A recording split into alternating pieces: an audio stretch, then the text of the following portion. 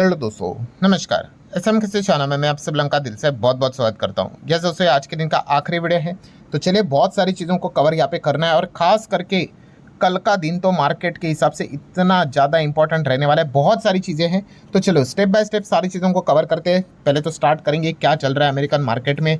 कुछ खास नहीं, 6 पॉइंट की तेज़ी, कुछ भी नहीं, वॉलेटिलिटी है बट कुछ खास परफॉर्मेंस नहीं। नेस्डैक देखेंगे तो 1% नीचे, ठीक है, बहुत ज़बरदस्त भागा भी था, खास करके एनवीडिया गिरता है, मतलब एनवीडिया में प्रॉफिट बुकिंग होती है तो नैस्डैक भी यूजुअली डाउन हो जाता है।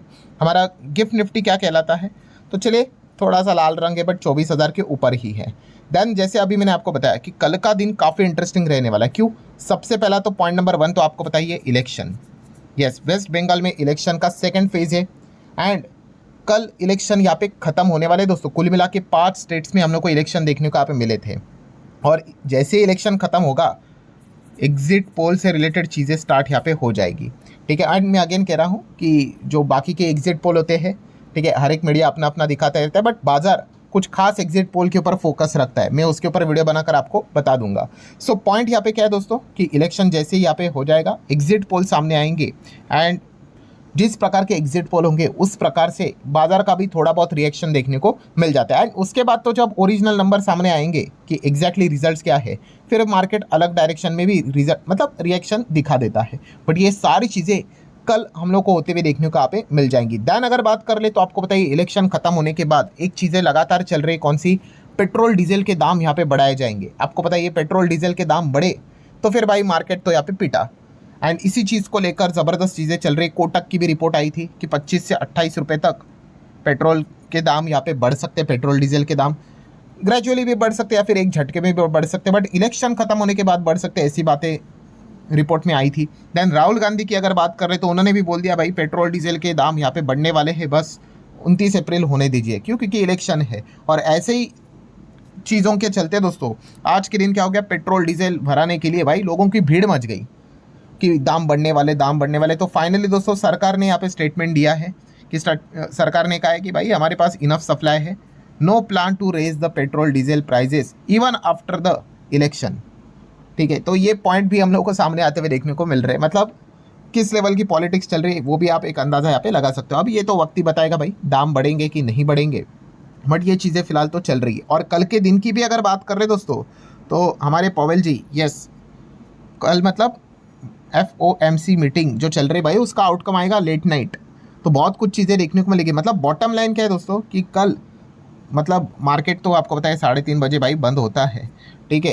तो काफ़ी मतलब अगर कोई पोजीशन आगे लेकर जाने का विचार कर रहा है, नहीं कर रहा है, ठीक है, तो ये सारे पॉइंट्स उन्होंने मद्देनज़र रखते हुए अपना डिसीजन यहाँ पे लेना चाहिए, क्योंकि ये सारी चीज़ें हम लोग को मार्केट बंद होने के बाद देखने को मिलने वाली है। सो काफ़ी अनसर्टेनिटी है एग्जैक्टली यहाँ पे क्या होगा। वैसे तो हर किसी को ये तो पता है कि पॉवेल जी कोई रेट बिट कट तो करेंगे नहीं, ना तो हाइक करेंगे, उनका स्पीच काफ़ी इंपॉर्टेंट रहेगा, बट ये सारा ड्रामा कल हम लोग को देखने को यहाँ पे मिलने वाला है। तो ये सारी चीज़ें आप क्या कर सकते हैं, नोट करके यहाँ पे आगे बढ़ सकते हो। देन बात करें दोस्तों तो जीआरएससी के नंबर देखने को मिले हैं। सब बोल रहे सर नंबर देखिए, क्वार्टरली तो धमाका ही कर दिया। इनके नंबर क्वार्टरली नहीं पढ़ने होते दोस्तों, इनके नंबर ईयर ऑन ईयर पढ़ने होते हैं, ठीक है। जो भी है खास करके सरकारी वाली जो कंपनियां होती है, डिफेंस वाली कंपनियां, रेलवे वाली कंपनियां, अगर आप इनके क्वार्टरली नंबर पढ़ोगे तो भाई हमेशा अच्छे ही लगेंगे। और खास करके मार्च मंथ में तो सबसे ज़्यादा हाईएस्ट लेवल का रेवेन्यू रिकॉग्निशन होता है, ठीक है। तो इसलिए ईयरली पढ़ना नंबर ठीक रहेगा। तो ईयरली देख सकते हैं, ईयरली अच्छी जंप है नो डाउट। आप यहाँ पे देख सकते हैं 244 का 303 हो गया, 21 का 26 हो गया EPS। क्वार्टरली तो बढ़िया यहाँ पे रहेंगे ही रहेंगे, ठीक है, क्योंकि जैसे मैंने कहा कि इसके बाद अभी Q1 इनके नंबर सबसे लोएस्ट रहते हैं, फिर 2 पे ठीक होते हैं, 3 पे ओके होते हैं, एंड फिर Q4 जब आता है तो सबसे ज़्यादा हम लोग को कॉन्ट्रैक्ट एग्जीक्यूट होने के बाद उसका पैसा आते हुए देखने को मिल जाता है। इसलिए हमेशा Q4 बेटर ही रहेगा। तो इसलिए Q4 का ही कंपैरिजन एक सेंसिबल बात बनाता है। देन अगर बात करेंगे सीएट के भी नंबर थे, तो सीएट के नंबर, सीएट टायर की मैं बात कर रहा हूँ, प्रॉफिट स्काई रिकॉर्ड 145% ईयरली बढ़ा है, ऑलमोस्ट 244 करोड़ का प्रॉफिट एंड डिविडेंड भी रिकमेंड किया है। नेक्स्ट अगर बात करें दोस्तों तो एआई का आतंक तो भाई बढ़ते ही जा रहा है। अभी कुछ दिनों पहले मैंने एंथ्रोपिक को लेकर एक वीडियो कवर किया था। एंथ्रोपिक का क्लॉड तो आपको पता ही है, मैथोस भी हम लोग को देखने को मिला है, जिस चीज़ के चलते दुनिया भर की सरकारें डरी हुई है। मतलब है तो अच्छी चीज़, बट इंसान एक ऐसा चीज़ है भाई कि गलत ही चीज़ मतलब उसका इस्तेमाल कर लेता है।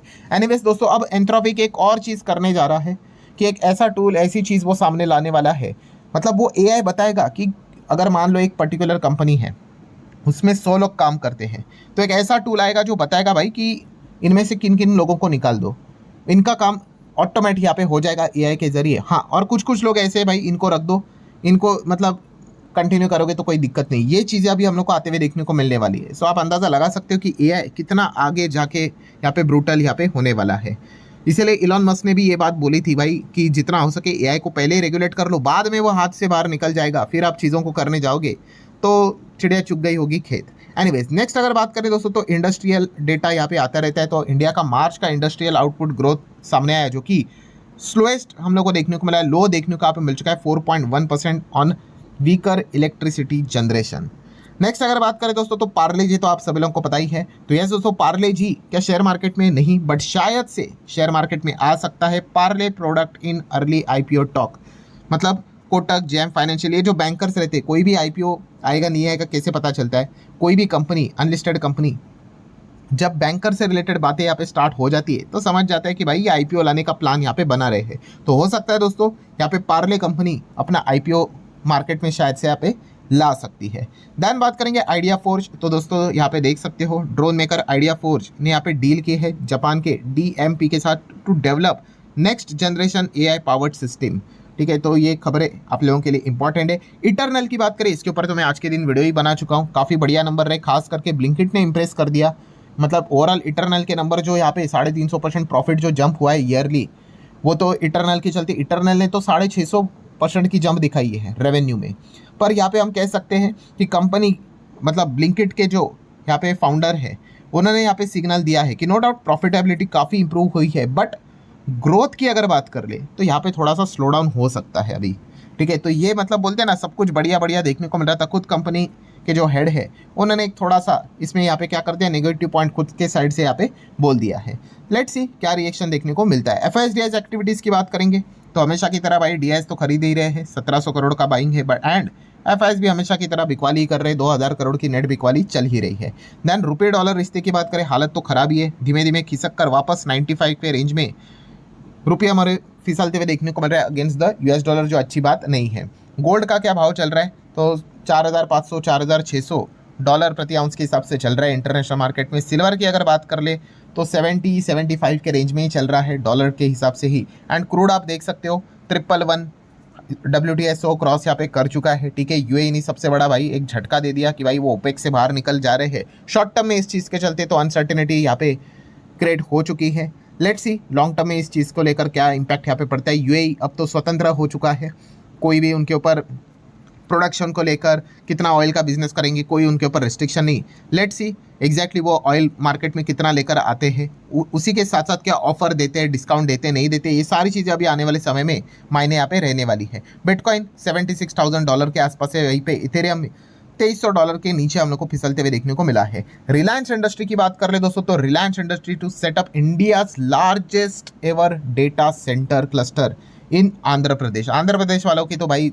ज़बरदस्त यहाँ पे चांदी हो रही है। नो डाउट वहाँ के जो सीएम हम लोग को देखने को मिल रहा है भाई, वो कंपनी फ्रेंडली वाला एनवायरनमेंट क्रिएट कर रहे हैं, तो उनके लिए बहुत अच्छी बात है। इतना बड़ा बड़ा डेटा सेंटर क्रिएट होगा, ये सिर्फ एक नहीं बहुत सारे डेटा सेंटर यहाँ पे क्रिएट हो रहे हैं, तो जॉब क्रिएशन होता है, तो उनके लोगों के लिए, लोकल प्लेयर्स के लिए बहुत ही अच्छी खबर हम लोग को देखने को मिल जाती है। एनीवेज, रिलायंस इंडस्ट्री कितना 1.6 लाख करोड़ इतना बड़ा मैसिव प्लान कर रहा है, मतलब इन्वेस्टमेंट से रिलेटेड डेटा सेंटर कहाँ पे देखने को मिलेगा, विशाखापट्टनम, वाइजैक की अगर बात कर ले आंध्र प्रदेश में हम लोग को देखने को मिल सकता है। देन दोस्तों कल के दिन की अगर बात कर ले तो Q4 के कुछ इंपॉर्टेंट रिजल्ट है, इनको आप नोट कर सकते हो।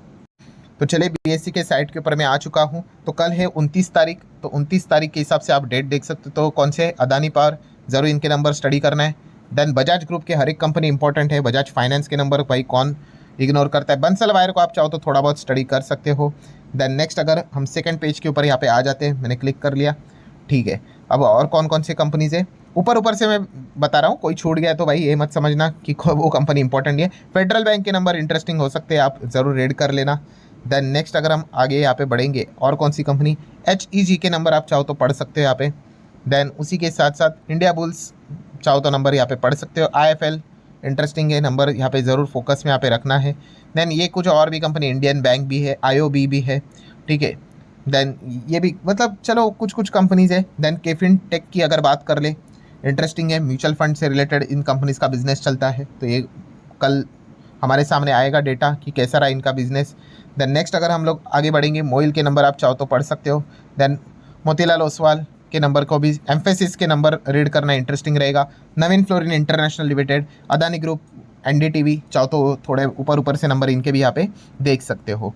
देन स्कैल्फर के नंबर चाहो तो रीड कर सकते हो। देन उसके बाद सिंजिन के नंबर चाहो तो यहाँ पे रीड कर सकते हो। देन नेक्स्ट पेज के ऊपर आ जाते हैं। कल अभी जैसे जैसे आगे बढ़ेंगे बहुत सारे नंबर्स आएंगे। देन अगर देखेंगे तो एक ज़माने में वक्रांगी ज़बरदस्त ये कंपनी रहती थी, ऐसा ऊपर गया, फिर एकदम से इनके ऊपर एलिगेशन लग गए, ऑडिटर ने क्या रिज़ाइन किया था और स्टॉक तो फुल उसके बाद नीचे ही आ गया। चाहो तो पढ़ सकते हो उनके नंबर। देन वेदांता के नंबर है, वारी के नंबर को भी आप चाहो तो यहाँ पे रीड कर सकते हो। सो ठीक है दोस्तों, जितने भी इंपॉर्टेंट ऊपर से मैंने बताया है, ठीक है, ये कल के दिन के लिए रडार के ऊपर रहने वाली कंपनियां रहेगी जो कि अपने Q4 के नंबर सामने यहाँ पे रखने वाली है। सो ठीक है दोस्तों, जितने भी इंपॉर्टेंट पॉइंट्स है सारे कवर कर ले, वीडियो हेल्पफुल लगा होगा, चाहो तो लाइक एंड शेयर कर सकते हो। डायरेक्टली मिलते हैं कल, तब तक के लिए बाय बाय।